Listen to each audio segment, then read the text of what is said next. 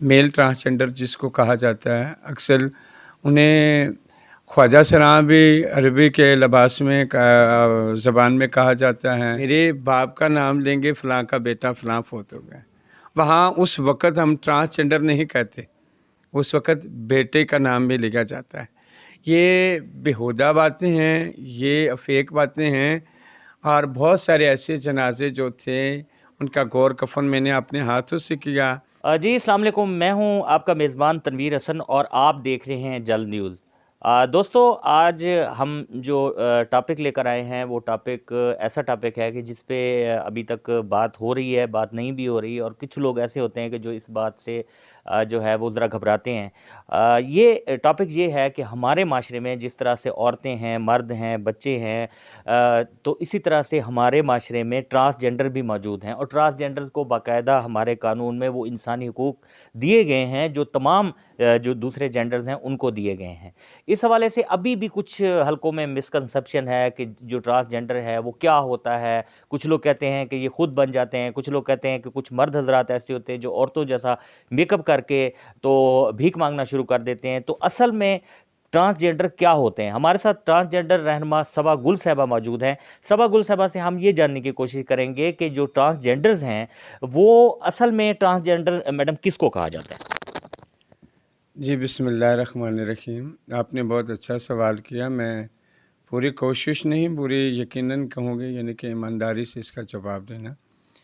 Transgender वो होता है जो मुकम्मल तरीके से उसके वजूद के अंदर एक रूह होती है, उसकी रूह का और जिस्म का आपस में एक तल्कात होता है, और वो औरतों जैसे सारे ही काम जितने होते हैं तमाम वो काम कर देता है। मर्द मुकम्मल वो होता है जिसके अंदर एक अपनी एक मर्दानगी होती है, एक वो एक शऊर रखता है, एक इज़्ज़त का मकाम होता है उसका। मैंने लेडीज़ कपड़े पहने, मेरे माशरे वाले यानी कि मेरे घर वाले, मेरे गली महल्ले वाले मेरे पे कीचड़ उछालेंगे, उँगलियाँ उठाएँगे।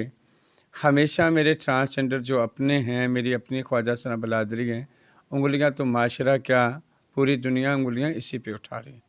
मगर ये पैमाना किसी किसी के अंदर है बर्दाश्त करने का।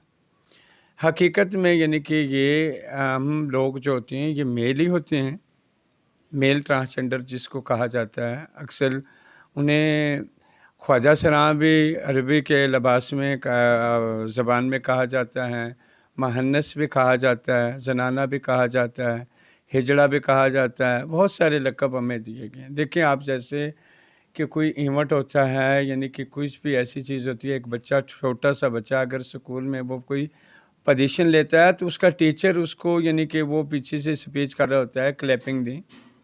क्लैपिंग किसको कहते हैं? ताली को।